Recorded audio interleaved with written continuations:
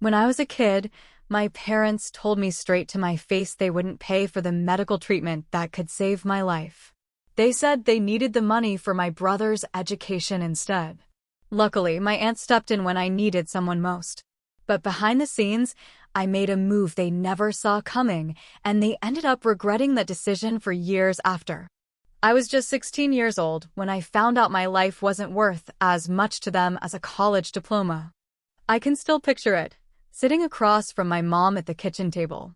She had her hands folded neatly like we were talking about dinner plans, not whether I'd survive. My dad stood behind her, arms crossed over his chest, keeping quiet like he always did. They had just gotten off the phone with the insurance company. I already knew the treatment wasn't covered. I knew it was going to cost a lot. But I also believed, or maybe just hoped, that they had some savings tucked away. Nothing crazy, but enough to help.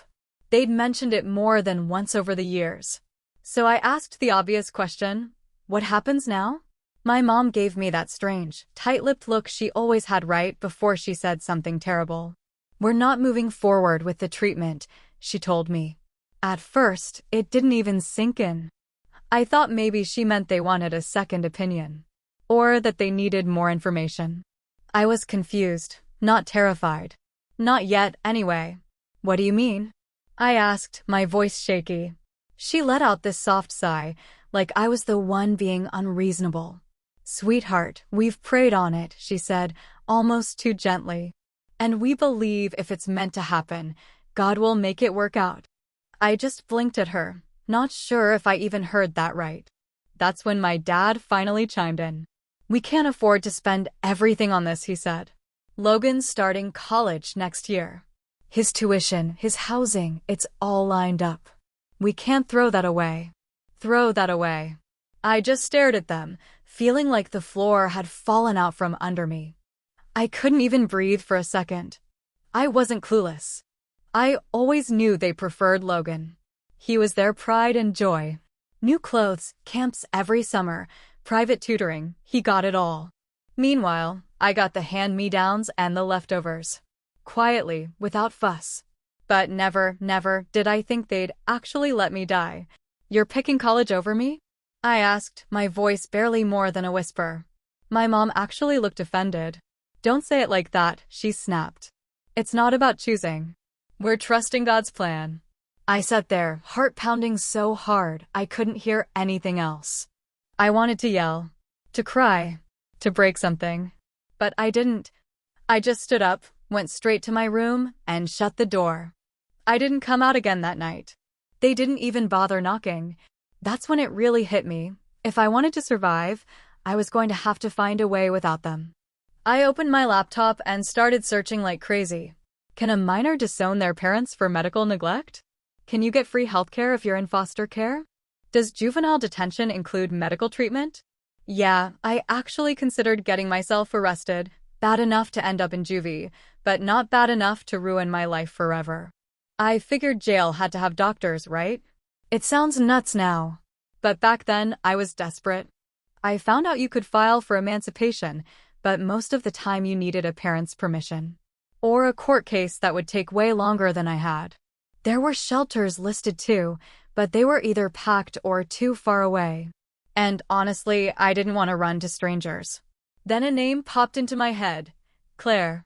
My mom's older sister. She lived about 40 minutes from us. We didn't see her much. My parents used to gossip about her all the time, said she lived in some tiny apartment, worked part-time tutoring kids who barely passed school. They used to laugh about how she never married, how she wasted her money on stray animals and takeout dinners. But what I remembered was different. Every time we did visit, she always made time for me. Real conversations, not just quick hellos. She looked at me like I mattered. Like she actually saw me. Still, I didn't reach out that night. Not yet. I wasn't ready to ask for help. Right then, I just wanted to get through the night. I packed a small bag. A few clothes, my phone charger, and the handful of cash I had hidden away, about $80, give or take. I waited until after midnight. I listened carefully, heard the hallway floors creak, heard the click of their bedroom door. And then I left. Just like that. No note. No goodbye. I walked about 6 blocks until I found a bench near the all-night grocery store. I sat there for a long time, thinking. I thought about how I used to believe my parents loved me. Not the way they loved Logan, obviously. But I thought there was still something there. I thought about the times my mom used to tuck me in and read bedtime stories before Logan hit middle school and everything shifted.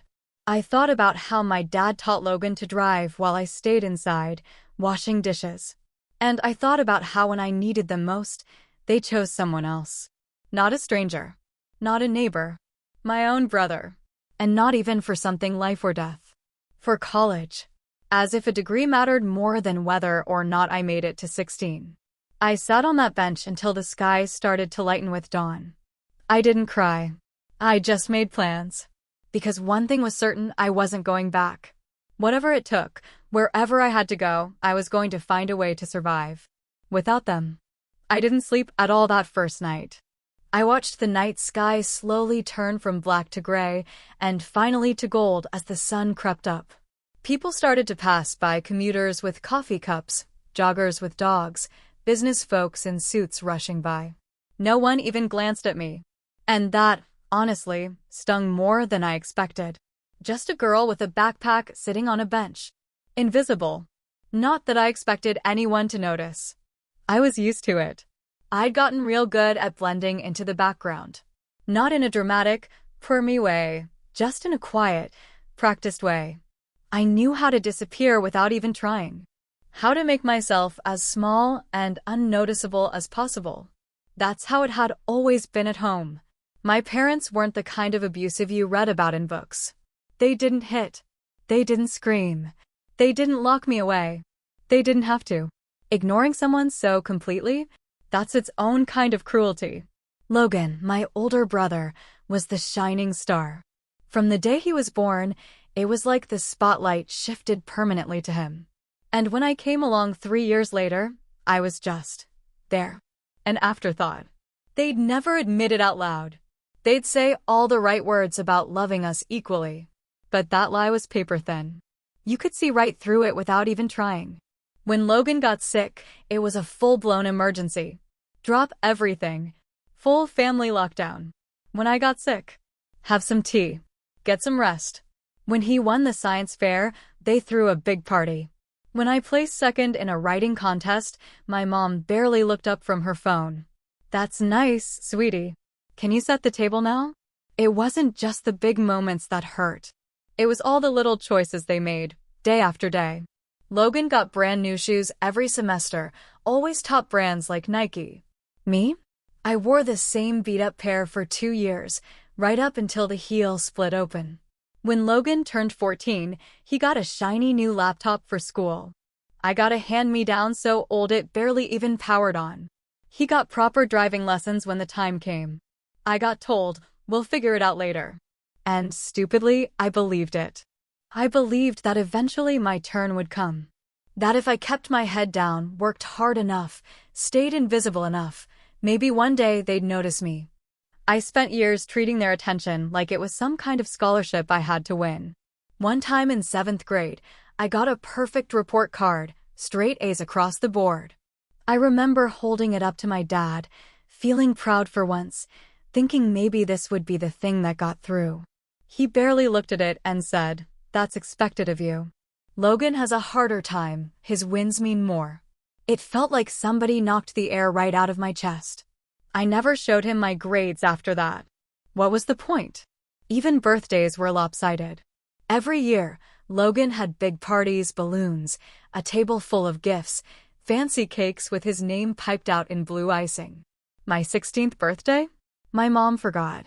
All I got was a text, "Oh, happy birthday. Sorry, busy day at work." I remember sitting at the bus stop after school, reading that text. I had bought myself a cupcake from the cafeteria, just a plain one with sprinkles. I sat there alone, eating it slowly, waiting for my ride home. I wasn't even angry, not really, just numb. And even with all of that, all the favoritism, all the moments where I was invisible, I still never thought they'd let me die. That's the part that still twists something inside me even now. I thought they loved me. Maybe not in the loud, obvious way they loved Logan, but enough. Enough to fight for me when it really mattered. But when it came down to it, they didn't. They picked him. And not over a pair of shoes, or a school trip, or a birthday cake. They picked him over my life. And they walked away from that decision like it was nothing. I tried for a while to excuse it, telling myself they were scared, that maybe they didn't understand how serious my diagnosis really was, or that they were overwhelmed. But I saw their faces that night. Calm, steady, resolved. They knew exactly what they were doing. And that's what finally made me run. It wasn't just fear that sent me out that door. It was finally seeing the truth. I wasn't safe there. Not because they would hurt me, but because they simply wouldn't save me. And that's how I ended up sitting on a park bench with a backpack full of clothes and $78 in my pocket, trying to figure out my next move. I didn't know where I was headed. I just knew I wasn't going back. For a second, I thought about calling my school counselor. But I already knew how that would play out: mandatory reports, child services, foster care if I was lucky, or worse if I wasn't. I'd seen enough horror stories on the news to know that the system didn't always catch kids like me. And then my mind landed on one person, Claire. My mom's older sister. The only adult in my life who ever treated me like I actually mattered. I hadn't seen her in almost a year. My parents didn't exactly roll out the welcome mat for her. They said she was negative, always judging, always trying to poke holes in their perfect little family image. Truth was, I think she just saw them for what they really were, and they hated that. Once, when I was maybe 11, I overheard my mom arguing with Claire over the phone. My mom snapped, "We're doing fine, Claire. You don't need to lecture us on parenting." And clear as day, Claire's voice came crackling through the speaker. "I'm not lecturing. I'm just wondering why Sophie looks like she hasn't been hugged in weeks." That line stuck with me like a splinter. Because deep down, I knew it was true. She saw me, even then. And now, sitting there with the morning sun warming my back and fear knotting up in my stomach, I realized something. She was the only person I trusted. I didn't expect much. Maybe she'd let me crash on her couch for a night or two. Maybe help me figure out what came next. I wasn't hoping for anything big. Because Claire was poor. My parents never let me forget that. "She can barely take care of herself," my dad would mutter. "She lives like a hermit," my mom would sneer. "You should be grateful we can give you a better life." I didn't really believe them. But their voices still echoed in my head as I pulled out my phone and stared at her number. My hands were shaking as I pressed dial. The phone rang once. Twice. Then she answered. "Hello." I opened my mouth, and for the first time since walking out of my house, I felt tears sting my eyes. "Claire," I said. "It's me. Sophie." I braced myself for questions. For confusion. But she didn't even hesitate. She just said, "Where are you?" I told her. And she said two words I'll never forget. "Stay there." She was coming for me. About 20 minutes later, she pulled up in an old, faded red car with a window that didn't quite roll up all the way. The second I saw her, my legs went wobbly like I forgot how to stand. I grabbed my bag and rushed toward the car before she even finished parking. She jumped out and gave me a quick once-over, her eyes scanning me like she needed to make sure I was real. I didn't know what I expected. Maybe a million questions. Maybe a lecture. But Claire didn't say a word. She just opened her arms. And I walked straight into them, like I'd been waiting my whole life for someone to hold me like that. She didn't ask why I was there. Didn't ask what happened. She just said, "Let's get you warm." We drove most of the way in silence. I stared out the window, and she didn't push. That was the thing about Claire. She never forced closeness. She just made space for it to happen. Her apartment was tiny, one of those old places with crooked floors and windows that rattled when the wind blew. But it smelled like cinnamon and clean laundry, and for the first time in days, I felt something close to safe. I offered to sleep on the floor. Said I could just crash for a night or two, tops. She didn't even acknowledge that. Just handed me a pair of soft pajamas and said, "You're taking the bed. I'll take the couch." I didn't argue. I didn't have the strength. That night, curled up under a worn-out quilt that smelled faintly like her, I finally let my body relax. And for the first time since the doctor gave me the news, I actually slept. The next morning, the sound of eggs cracking woke me up. I hadn't heard that sound in what felt like forever. At home, breakfast was a granola bar, maybe, and a reminder not to make a mess. Claire handed me a plate without asking if I was hungry. I hadn't realized how starving I was until I started shoveling food into my mouth. Halfway through eating, she finally said, "You ready to tell me what happened?" I froze. I hadn't thought that far ahead. Hadn't planned the words. It all still felt like a bad dream I hadn't quite woken up from. I set my fork down, swallowed hard, and then I told her everything. The doctor's visit, the diagnosis, the choice my parents made. I told Claire everything. How my parents sat me down and, word for word, said we can't afford both. How they decided to leave my life in God's hands. Claire didn't say much while I talked, but I could see it. The way her fingers clenched a little tighter around her coffee mug. The way her shoulders went stiff and sharp like she was holding back. I told her about the hours I spent that night Googling, trying to figure out if becoming a ward of the state could get me free treatment. How I even thought about getting myself arrested, thinking maybe then I could qualify for care. And how, when none of it felt right, I packed a bag and walked out the door. When I finally finished talking, she stayed quiet for a long while. Then she said, real firm, "You're not going back there." It wasn't a question. It was a fact. I looked at her, feeling guilty. "But your apartment, it's small. I know you don't have." She cut me off before I could finish. "Don't worry about what I don't have," she said. "You just worry about staying alive. We'll figure the rest out." I didn't cry, but something inside me cracked that morning. Something I hadn't even realized I'd been holding up, bracing against. Because she didn't say, "Let's think about it." She didn't say, "Let me call your parents first." She didn't say, "Maybe we'll see what we can do." She said it like it was already decided. Like the moment she picked up the phone, she'd made her choice. That very afternoon, Claire got to work. She started making phone calls, pulling together a list of doctors, clinics, specialists. She didn't sugarcoat anything either. She told them flat out, "She's 16. Her parents aren't paying. I'll cover what I can." When one clinic gave a price that made my stomach churn, Claire didn't flinch. She just nodded and said, "Okay, thank you," and then she made more calls. I overheard her asking friends if they knew anyone renting a room, looking for a roommate, even selling a small condo. The next day, I watched her pull out a folder from a desk drawer. Inside were deeds, retirement account papers, bonds, all neatly organized. She sat there, running numbers on a calculator, making lists. Silent. Steady. I tried to stop her. "Claire, you don't have to do this," I said. "This isn't your responsibility." She looked up at me with the calmest, clearest eyes I've ever seen. "You're my family," she said.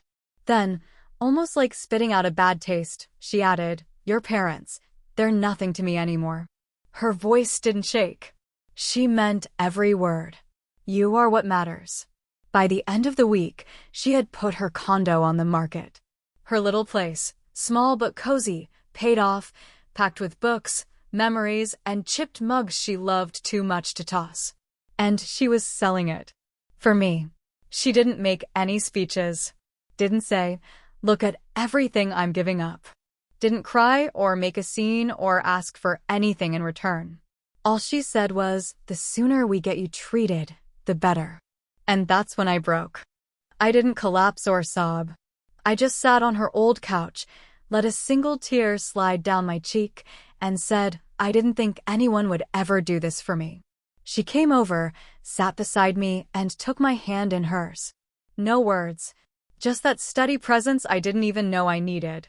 That night, lying in her bed and staring up at the cracked ceiling, I kept thinking about how different my life could have gone. If I had stayed, if I had waited for parents who weren't coming, if I hadn't made that call. I thought about what my parents would say if they found out where I was. What they'd do if they realized someone else had stepped in where they refused to. And for the first time, it really hit me. They had given up their power over me when they made their choice. They wrote me off. But I was still here. And because of Claire, I was going to stay here. Alive. Healing. And watching. They didn't know it yet, but what they did wasn't going to stay buried. Soon, I was going to make sure of that. The first few weeks after my treatment ended were brutal. People love to think recovery's a straight line, that once the worst is over, it's all uphill. But it's not. Recovery is messy. It's slow. It's a tangled mess of side effects, weird pain, and long days where you're stuck between being broken and being better. Claire didn't push me. She handled the bills, made meals, cleaned, sat beside me when I didn't feel like speaking, and listened when I finally did. She treated my healing like it was the most important project she had ever taken on. And somehow, little by little, I started coming back to life. The shaking in my hands eased. I could stand for longer without feeling dizzy. I could eat a whole meal without getting sick. I started walking a little farther each day, sleeping more than an hour at a time. I still had nothing to offer Claire back then. Nothing she could hold in her hands, anyway. But I made myself a promise. When the time came, I would make sure she never wanted for anything again. Even while I focused on healing, something else started building inside me. Not rage. Not hatred. Just this cold, steady certainty that I couldn't let what happened to me get swept under the rug. They had tried to erase me, treat me like I was just a bad investment they could quietly walk away from.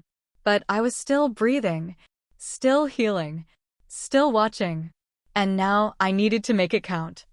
I didn't want to blow it up with a viral post or some screaming match or a long, bitter letter they'd probably just laugh at. No, I wanted someone who mattered to them to know the truth. Because in my house, there was always one golden rule. Prepare for him. Dr. Thomas Whitmore. He was the kingmaker. Ran the National Private Admissions Consortium, the gateway to all the Ivy League dreams. Former Ivy League dean. Respected. Untouchable. He came to our house for dinner once when I was 11. I remember every second of it. I wore a scratchy dress I hated and was told not to speak unless spoken to. I still remember the burnt salmon smell because my mom was too nervous to time the oven right. Logan showed him some science project he whipped together. My parents laughed way too hard at every joke. Kept weaving their client stats and success stories into the conversation like they weren't pitching, even though they absolutely were. Me? I was there to smile, nod, and stay silent. After he left, it was like the Pope had visited. If we get Whitmore's trust, we're set, my dad said. That's all it takes. They spent years after that chasing his approval like it was the only thing that mattered. And now? Now I had something to say. When I was finally strong enough to sit at the desk without my legs shaking, I opened a blank email. And I told the truth. No sob story. No rants. Just facts. I told him who I was. That I'd met him once when I was 12. That I was the daughter of Samuel and Diana Pierce. And that when I got sick at 15, my parents had the money to help me and chose not to. That I ran away. That my aunt had taken me in. That she had sold her home, her savings, everything she had to keep me alive. I told him my parents were still out there, running their business on the polished lie of being a loving, principled family. The kind of family who put children first. I attached the proof to the email. A rejection letter from the treatment center, listing exactly how much it would have cost. A text from my mom, telling Logan to just ignore me. She'll come back when she's tired of acting out. A screenshot of my dad, writing, "Can't throw it all away on a gamble." And when I finished laying it all out, I ended the message with one line. "I thought you should know what kind of people you're working with." I sat there, staring at the screen for a long time before I finally hit send. Not because I was afraid, but because I understood something deep down. Once I sent it, there was no going back. Nothing would ever be the same. I didn't tell Claire about it. I didn't want her to talk me out of it, or worse, try to protect me from the fallout. She'd already done more than enough. This piece, was mine to handle. It was quiet. One soft plink. Private. And when I finally hit that button, I closed the laptop, sat back, and poured myself a glass of water. Steady hands, no more shaking. I didn't know when the consequences would start to show up. Didn't know if he'd even respond. But it didn't matter. Because the most important thing had already happened. I had said what needed saying, and I had whispered it into the only ear that truly mattered in their world. I didn't expect a reply from Dr. Whitmore. I didn't need one. But a few weeks later, I noticed something strange. The badge from the consortium, the one that used to be plastered all over my parents' website, was gone. That shiny endorsement they used to brag about constantly, endorsed by Whitmore, they'd beam, had quietly disappeared.